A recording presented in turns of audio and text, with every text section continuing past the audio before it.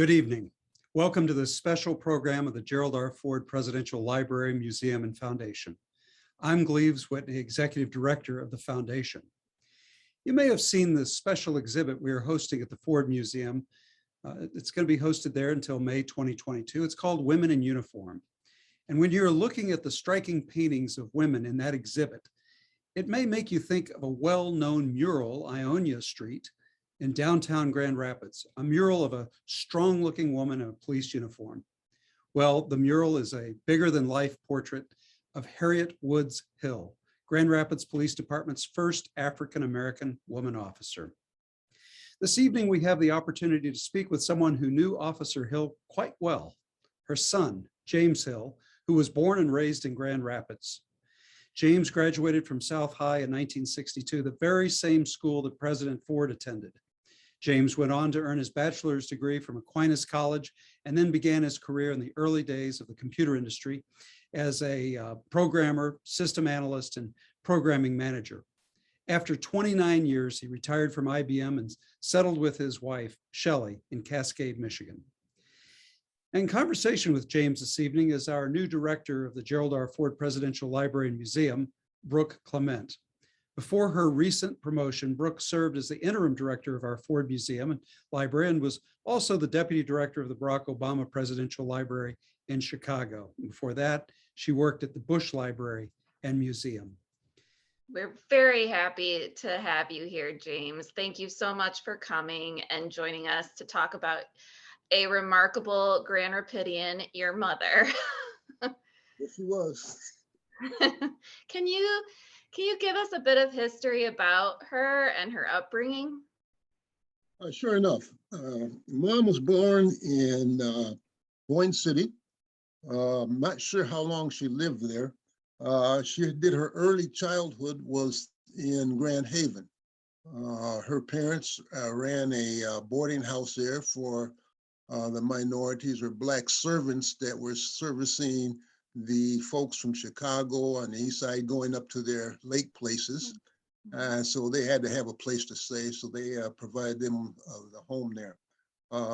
As Mom told stories, she was one of only 2 Black kids who were in school, as far as she knew, during that period of time. So she had limited exposure to minorities. There were no boys, as she remembered. She came to Grand Rapids in her sophomore year, attended Grand Rapids South High School, and graduated from there in 1940. Then she went on to Grand Rapids JC. Today, they call it community college. During that period of time, she helped her mother, who worked as a domestic helper. And if you've ever saw the movie The Help, that kind of describes the kind of work that she was doing. She did that until she got married, as I understand. She was going to JC to be a nurse, making 10 cents an hour as a domestic helper. That was pretty much, she married my dad, and they were stationed, or he was stationed in Fort Leonard Wood, Missouri, and in the early 40s, and then he got shipped overseas because this was the time of World War II, and she came back to Grand Rapids, where I was born in 1944. She didn't want a southern state on my birth certificate, as the story is told. That's a quick synopsis of the early days, as far as she is concerned. Wow.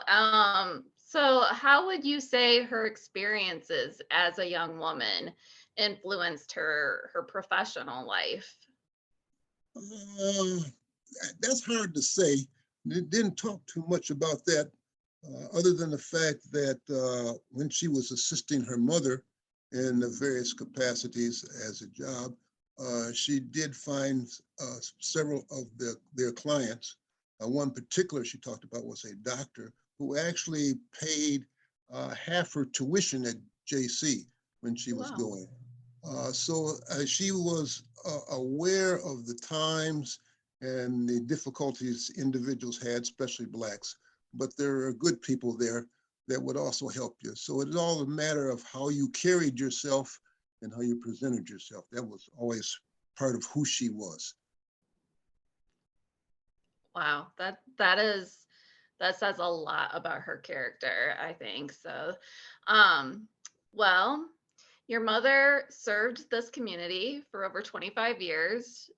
And can you just kind of give us some background about how she got started in the police department and what varied roles she had in the department?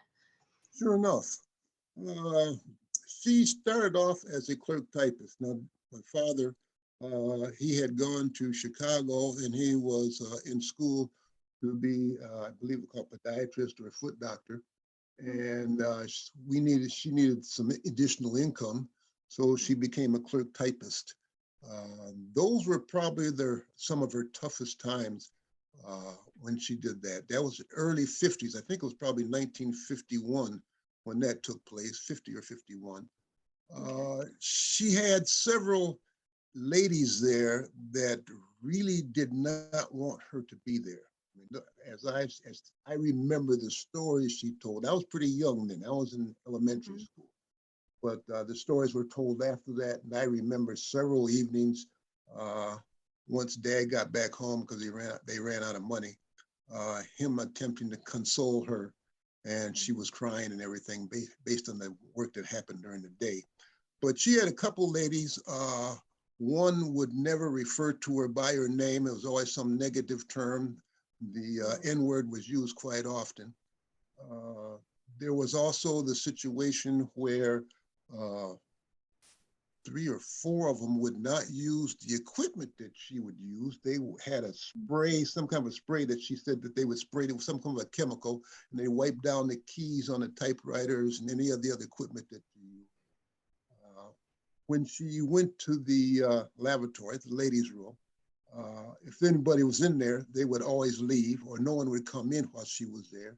And she's also had only one stall that she could use in the ladies' room.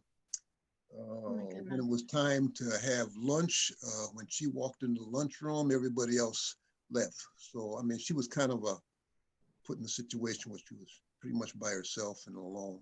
However, she did have a mentor, and I believe it was a second line supervisor who kind of helped her along, schooled her, was her an advocate for her, and interceded in multiple situations as the story's told. And he was the one that encouraged her to apply for the job as an officer and helped her along that particular path. And then when she did that, she became the officer, and I think that was in around 1955, 56. And during that period of time, of course, there was a section of Grand Rapids which was predominantly Black. And there was an officer, let's see, I think his name was Cole. Walter Cole, I believe, was the main man that was running things in that particular section of town, as far as officers were concerned. And he was a minority. Mom did not want to be put in a position where she was only going to work in that particular part of town, so she requested to be assigned to the juvenile division.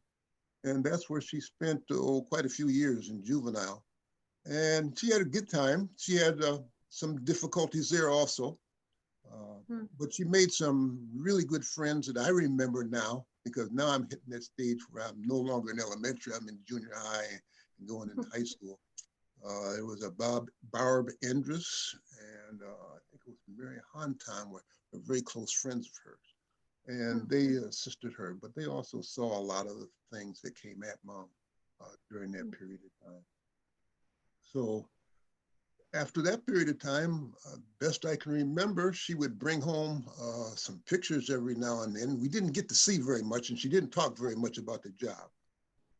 But I can remember at one point in time, her bringing home a picture of a child who had been abused and had been removed from the parents, but the child had been set on top of an electric stove.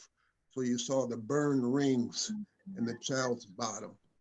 So she dealt with a whole lot of different things that were kind of very disheartening. And it was rough as far as that's concerned. So I know that from conversations that she gave up on the juvenile area after a couple babies died in the hands of parents where the child had been returned to the parents after they'd been removed. And it was the stress that she couldn't deal with that anymore. So she ended up becoming a detective. She took all the necessary tests and moved on. So she was always prepared for a challenge and moving forward. Sounds like just a strong woman, and to be able to withstand the things that she withstood, um, especially very early on in her career with the department. Like it says so much too that she stuck with it. She and she just sounds incredibly strong, and what a wonderful role model for others to kind of to look back on, and that your mother did all of these things too. It's just, this is wonderful to share this time with you and discuss this further. So She had some major things that she lived by, yeah. and she tried to instill those things in my sister and I. One of them had to be, and this is always as far as the job was concerned, and that is one of the things I remember. She said, being good at the job is okay. The being the best would be the goal that you would have, but being better than the best, that's who you needed to be if you're going to be a minority. I mean, that was one of the things that she instilled in us. Let's see, what was another one? There's no such thing as fair. Oftentimes the kid would say, that's not fair. And if you get into adults will say that's not fair. Also on her message was, there's no such thing as fair. And never let another person define who you are. You define who you are. That one is great. Yep. Excellent. And she lived by all of that. So she lived by that. That's very, very true. I'm sorry. Very nice. Like, I was gonna ask what you kind of touched upon some of the cases that she worked on as a juvenile police officer or in the juvenile department. Do you know what some of the cases were that she worked on as a detective? Like, any ideas?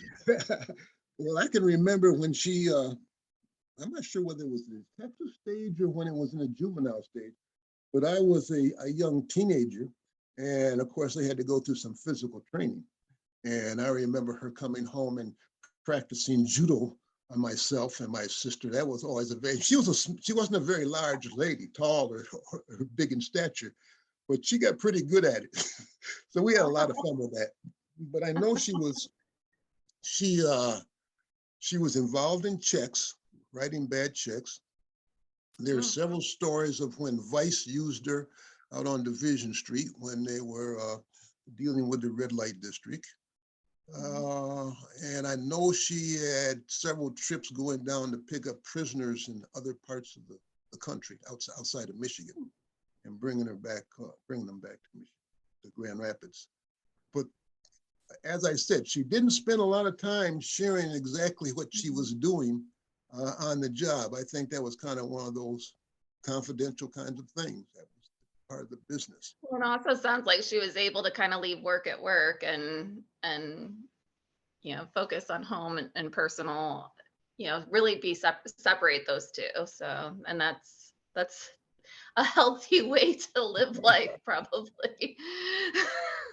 She did pretty good at that. Yes, indeed. Yeah. Except for the fact that we were the kids, and there are some things about her that carried over. Well, I was gonna ask, what was it like to be the child of a police officer? I really didn't understand what it was until I was probably in junior high school, 7th, 8th grade, at South High School. And a kid every now and then would come up and mention the fact that they had talked to my mother and what a nice lady she was, or your mom is really hard. She's really stern. But that's when I'm in what you're saying as a young kid and beginning to recognize the role that mom was playing and the interaction she had with people that I might know. So Mhm. that was predominantly what was happening during that period of time from the standpoint of the discipline and the disciplinary actions that she had. She was very stern, very serious. There's a time to play and there's a time to be serious. And Mhm. there was no joke about that. It was often the grandchildren always talked about the fact that she had a way of speaking to you that would bring out whatever kind of information she wanted. Mhm. But She yeah, knew how to coax it out of you, huh? that's right. There was no lying. If you lied, you're in deep trouble. I want the truth, the whole truth, and nothing but the truth. Excellent. Yes. Well, you've mentioned to us before, those of us on this event here, you mentioned that you only remember ever seeing your mother wear a uniform once in the time that she served in the police department. Can you tell us that backstory? Well, that was an interesting time. When the Ford Museum was going to be dedicated, I believe that was in the early 80s, the GRPD asked for all hands on board for security purposes because they had dignitaries coming from all over the world for this dedication. And mom was requested to be in uniform, in a officer's uniform. That was the first time any of us in the family had ever seen her in what would normally be considered a police uniform. I know they had to go out and I'm not sure where it came from. I didn't fit right in the beginning. So they went through a whole lot of angst trying to get that right. But that was the only time she ever wore officer's uniform for that particular dedication. And that was not too long before she retired. So it was pretty close to the end of her career. Well, and what a great connection to tonight's event even, and it's a great story, and it's kind of surprising to hear of a police officer only ever donning a uniform once in their career. Well, yeah, she started off as a juvenile officer who was plain Hmm. clothes, and then Hmm. she moved directly into the detective bureau, which once Yeah. again was a plain closed environment. So she really never had the need to wear a uniform. And of course, when we first saw her, I mean, everybody laughed, kind of kidded her about being in the uniform and she getting ready to retire. But yeah, it was quite an event, and we took a lot of pictures from that point in time. Well, I remember. good. Oh, keep going. You No, remember? no. I was going to say that my daughter, who's got several pictures of her with that. She's pretty young at that particular point in time, but she's kind of proud of grandma. She called her grandma dear. Well, all the grandkids call her grandma dear. I was Hmm. kind of proud of that particular picture. The only picture that everybody has of her in a uniform. That's wonderful. Now you've shared some quotes of that you remember your mother and living by, and I found another quote of hers that said where she was quoted as saying, "I came there to do a job and I wasn't going to allow anyone to force me to quit working because of their prejudices. Once the door was opened, I never allowed it to become closed." Yep. So, what does that quote, say about your mother, and how do you feel about that being a quote she would have said? Well, it's kind of the lifestyle which she lived by, the Hmm. message she lived by. It's that goes back to no one's going to ever define Hmm. who I am and what I'm going to be. I can do anything I want to do, or you can do anything you want to do if you want to do it bad enough. Hmm. Uh, you know, actions speak louder than words. He goes into that best and good, best, Mhm. better. All those things all applied as far as that's concerned. Yeah. There's many other words of wisdom that she used. One of the big ones that I remember she was constantly saying is think, think, think. Uh, Oh, I love that one. don't react to emotions. That I think we all need to learn that one. And So, another one had to do with your choices will determine your future. Uh, Choices, relationships, and attitude will determine what your success is going to be. All those things had to do with walking into a situation where it's not going to be hospitable. You're not going to find it's fair. People are going to be against you, but you need that mindset to move forward and stay safe wow. and succeed. Wow. It just sounds brilliant. Brilliant. I wish we could have, I wish we could have met her and all of this, but, um, and knowing how all of this about her, I want to kind of turn it over to like a softer side of your mother. um, so was there a softer and a funnier side to her? You mentioned that she kind of tested out judo on you all, but I mean, what else would you recall about your upbringing with her and funny stories? Well, we can look at it from the standpoint, I was a Boy Scout and she was involved when I started off in Cub Scout. She was a den mother. And I don't know how she had the time to do that kind of stuff. But in Boy Scouts, of course, I was going camping, and my dad participated in the scouting program. And we finally convinced my mother to go camping with us. But she was not, she was deathly afraid of snakes and the varmints that crawl on the ground. So to go camping, to agree, we had to go camping in jungle hammocks that came from World War II. Those are hammocks that had screens around the side and a roof over the top. So she was not going to be impacted by the outdoors. Well, that was an interesting, the first trip was really interesting because we were camping in Benzie State Park. And in the middle of the night, all of a sudden we hear our mom yelling, something's bothering me, something's beating me on the bottom.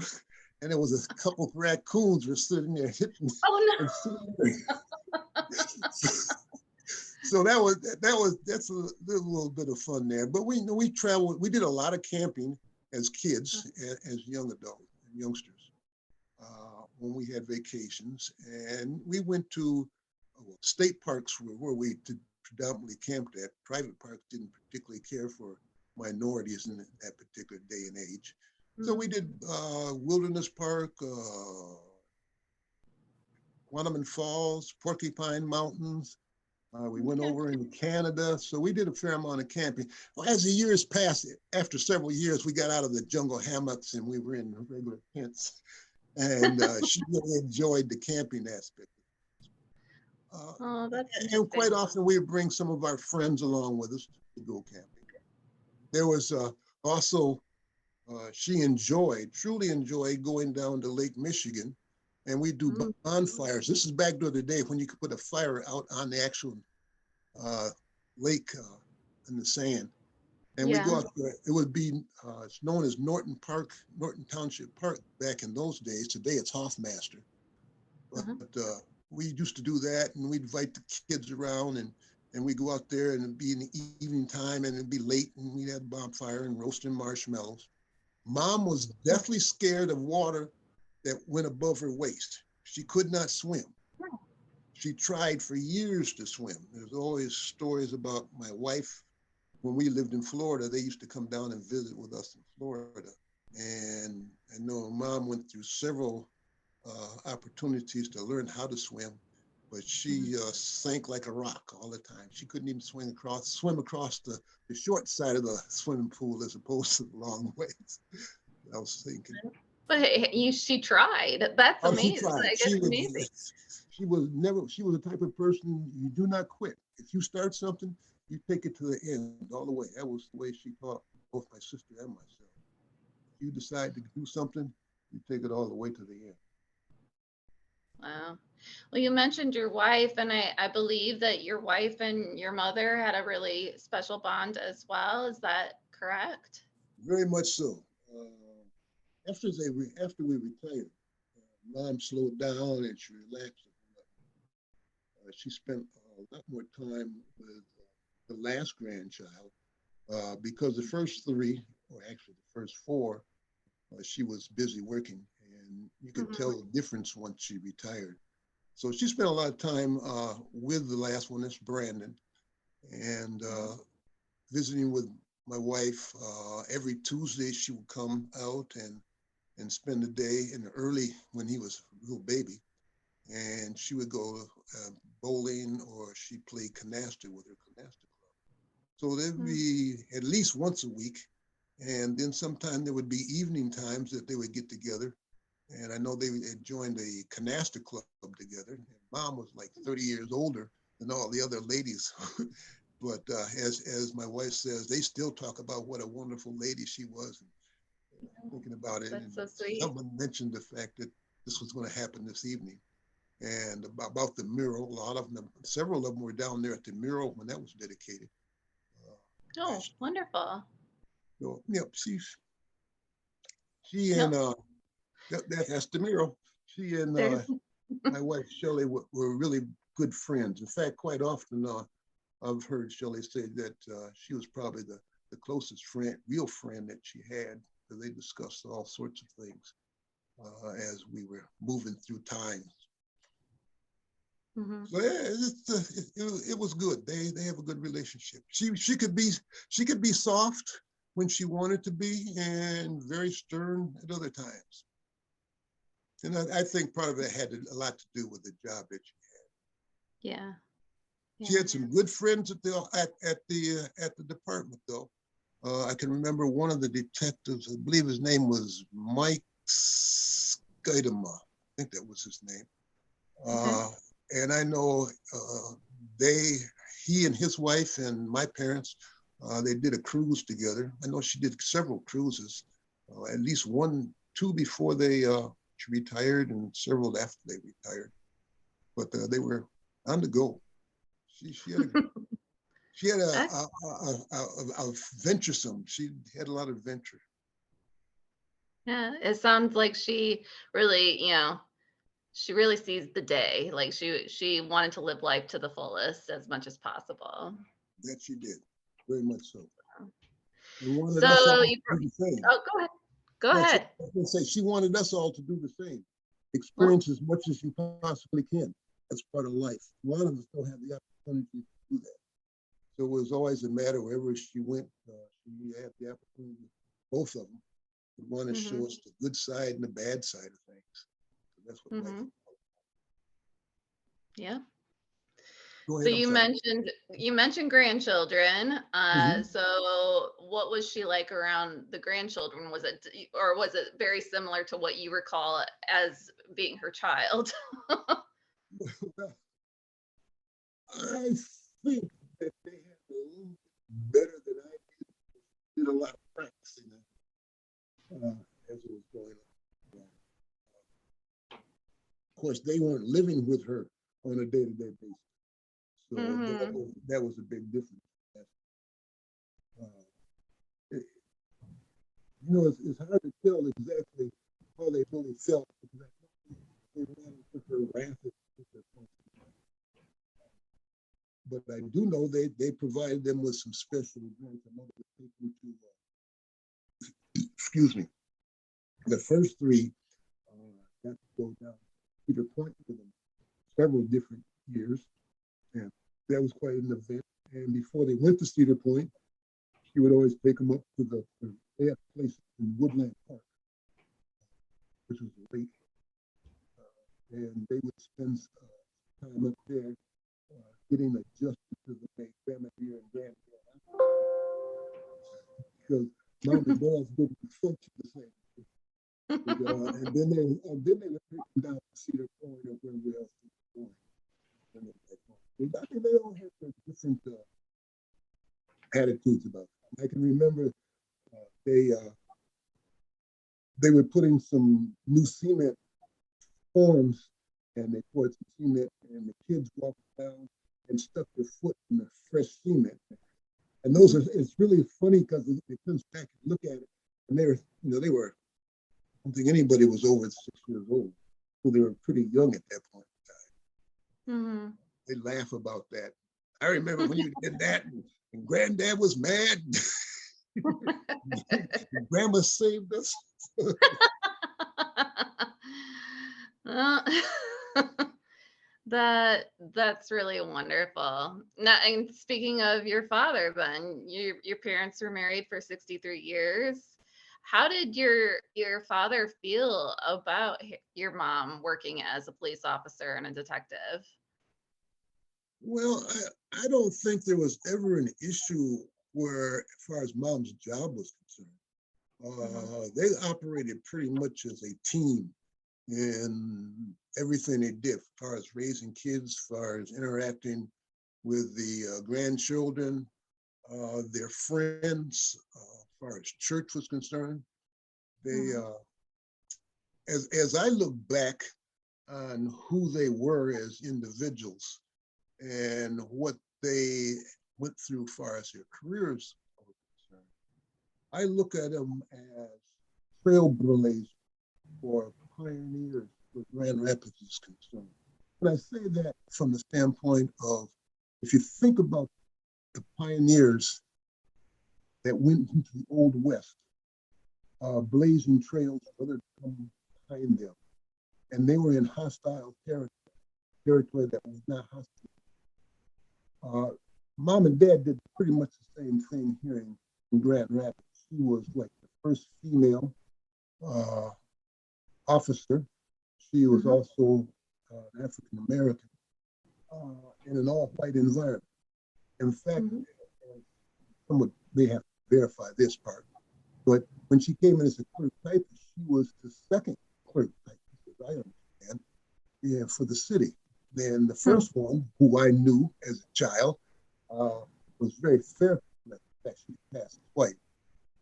Dad worked for Rapistan, which was a conveyor. Today, this referred to as pneumatics, and he was the first Black that was in the office environment. So both of them were blazing trails for folks to come behind them. You had to act a particular way, you had to think yourself in a particular way, and be who you needed to be to survive in that particular environment, because it was their environment, it was not. So yeah, they got along real well, and they teamed upon us kids off. Mom would always say, "Go give me a switch, and we'll wait till Dad gets home. This is gonna hurt me worse than it hurts you." Oh, these are such fantastic, reminiscences. So I really appreciate it. So you touched a little bit on things that she did after retiring. It sounds like she still kept in touch with a lot of the police department after she retired, or at least, good friends of hers in the police department. What was life like for her in retirement?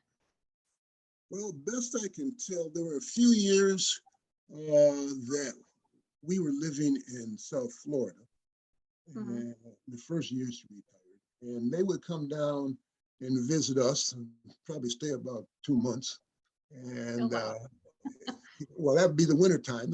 Yeah, snowbird. Yeah, they didn't particularly care for the cold. The summer was pretty hot, but they come down and spend time with us, and a lot of time with my wife. She would be working, and fix the meals, and then we come home, have meals. And then they'd spend time in the pool together, because she didn't work full time.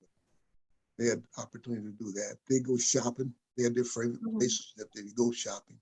One of her favorite places was Bojangles, I think the name of it was, when she was down there. When they were home, they spent a fair amount of time up at the lake. And they had a whole series of friends, and a lot of those folks were, as I would call them, pioneers. One of the people I really remember quite often is Dave King, who was the first Black fireman in Grand Rapids. Okay. So there were a few folks in those days that were the pioneers as far as the Wow. community was concerned. And of course, when we moved back to Grand Rapids, that was the point in time when the last grandchild came about. And so she spent a fair amount of time getting to know him and spending valuable times in forming who he has become as an individual. And you know, it was I think it was good for her. She played a lot of golf, Oh, and she became a competitive bridge player, and then went into duplicate bridge, and she had a pretty high rating by the time she passed away. And of course, wow. my dad suffered with dementia in the Mm. latter days, and she spent a fair amount of time. Actually, we didn't even know he was having problems because she covered it up so well. But it Oh, was, like I said, they were a team and they operated real yes. well together. So, but Wow. retirement was, I think she really enjoyed retirement. She didn't have the stress and the pressure that she had from the job, and she could relax and enjoy time with her friends and her family and doing the things that she really enjoyed doing. She learned how to sew. She and my wife did a Oh, lot of sewing. I can't even remember the term of it, but I know that the two of them put together a whole set of drapery for okay. the house Okay. on Morris Street. So, yep. Wow. It sounds like she just lived every day to the fullest, and that is just, you know, That she it's did. it's very impactful. And she tried to prepare children, my sister and I, as well as the grandchildren, for what they were going to deal with as far as the future was concerned. Hmm. Recognizing that we were African American and the doors weren't always open to you. And as you mentioned in one of her statements, once the door is open, don't let it close. Stick your Hmm. foot in there and keep it open and keep pushing forward.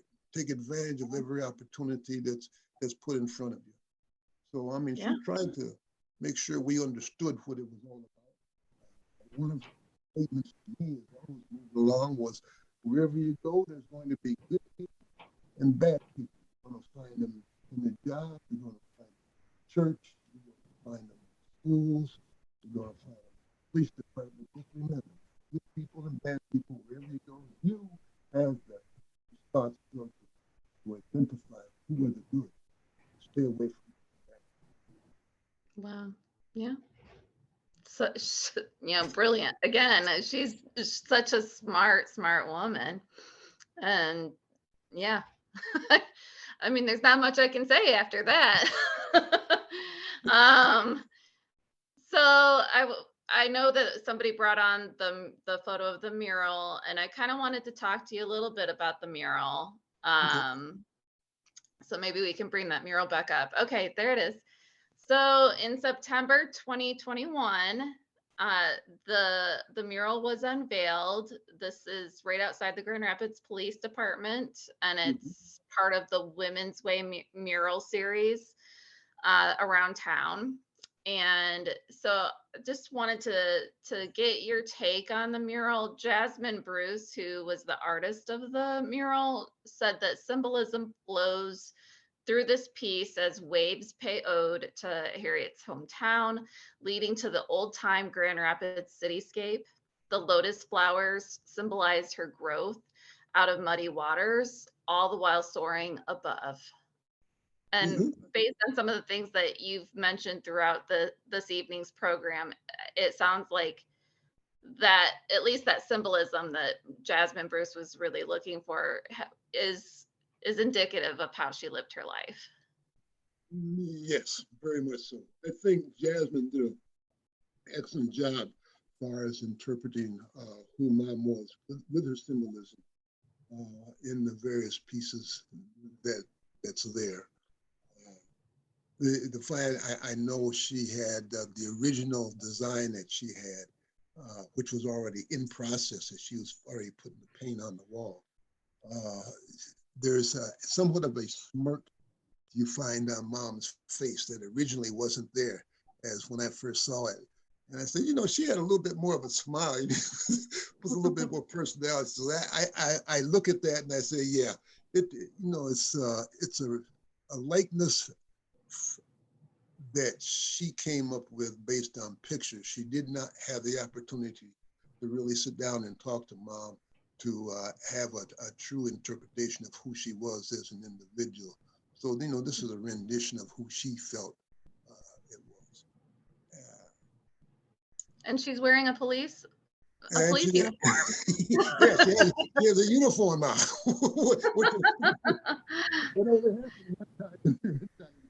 But that fits with the fact that if you're going to be recognized as a police, from a matter of a police officer, that you couldn't have somebody in plain clothes and anybody really recognize what the symbol is supposed to be there. Well, yeah, it's quite appropriate, and it's something that I hope will be around for a long time, and recognizes her as an individual and the role she has played within the community, and hopefully that others will follow in behind and take some of the things that she has done in the past. It's kind of funny because at the funeral, there were several people that came up, and the kids talk about it, that mentioned the fact that, if it wasn't for your mother, I may not even have been here. And they're talking about when they were kids, and she was a juvenile officer at that point. But she was always more concerned about what was happening to the children and how they were being treated and how they would end up in their lifetime, as opposed to the adults. Adults have already typically where they're going to be. But the children are pliable. They're like clay. Got to be the right person, giving them the right message so they can move on. Yep. I imagine that meeting those now adults that she had impacted as children was really just very special moments for you and your family during that time. Yes, indeed, very much so. Yeah. Very much so. Several of the children have made that comment in regards to her impact on other people they have known who are now adults, and even some of the actors in the office, a couple of the officers that Mom dealt with as youngsters, officers, GRPD. So it's good to know that she had an impact on a lot of people and did blaze a trail for others. And there's been quite a few successful minority police officers within the GRPD. Yeah. Well, I'll ask a final question, and then we'll bring Gleaves back on, and he'll ask you one more question as well. But it's very clear that your mother's story impacts the next generation, and I just wanted to get your take and what your family's take is on the recognition that she's getting now, and what that means to you all. Well, it's really a good feeling to see her being honored in this particular way, and never anticipating this was ever going to happen.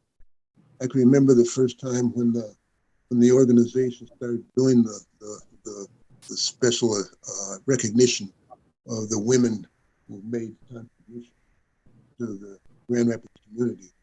And I was somewhat surprised that they even brought my mother's name up in that particular situation. But I do know she played a significant role in many ways. And it's good to see that other folks are looking back and recognizing that there were some true trailblazers who made a significant impact on things that are going on today and enabling the youngsters and the youth. And some of us are no longer youngsters anymore, but it's a real good feeling to find her being honored as the individual that we saw her and we knew her as.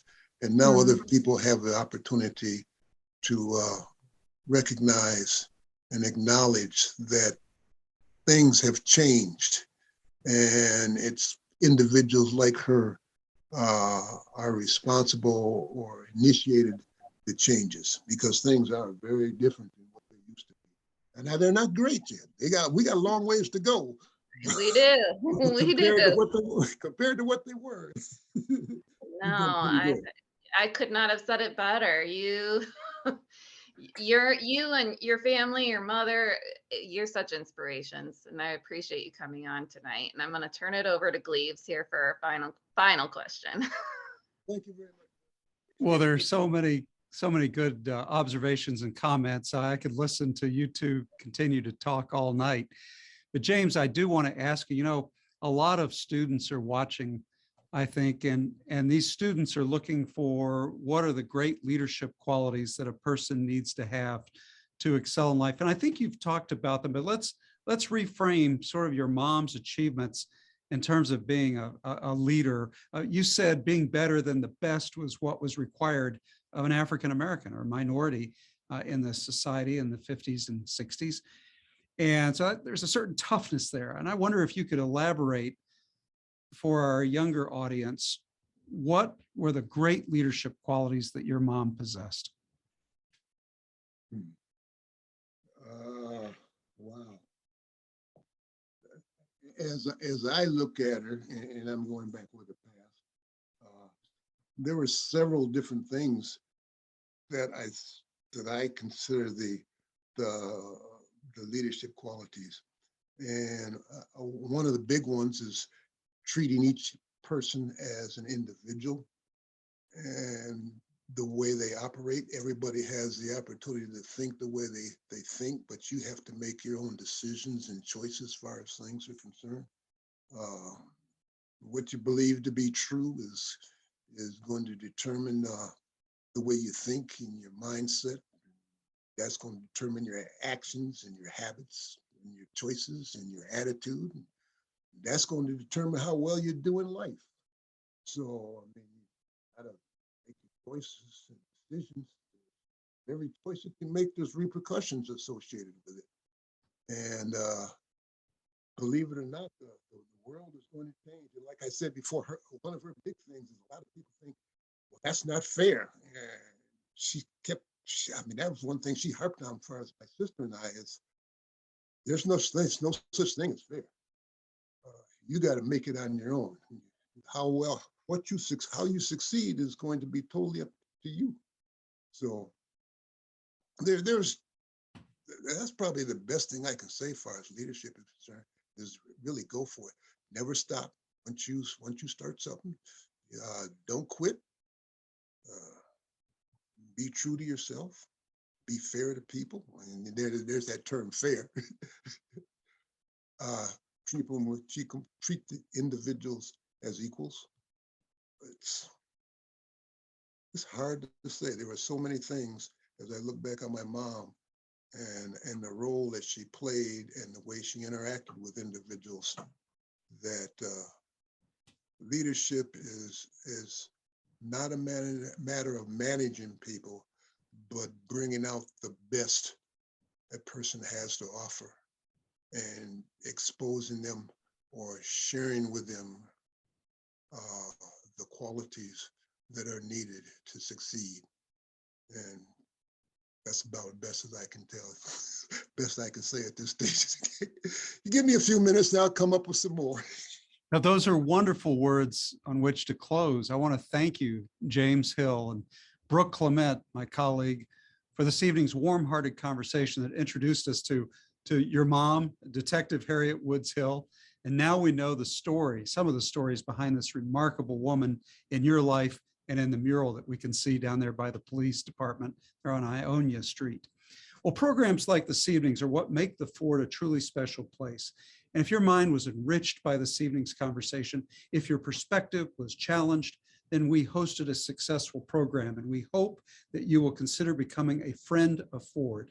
To sign up and see our upcoming programs and exhibits, including the very special Sistine Chapel exhibit coming in May, please visit our website at geraldrfordfoundation.org. There you will find an array of resources to learn more about our 38th president and his virtue-anchored leadership, which is very much needed in America today. Please consider joining us in this important work that we do. Thank you and good night.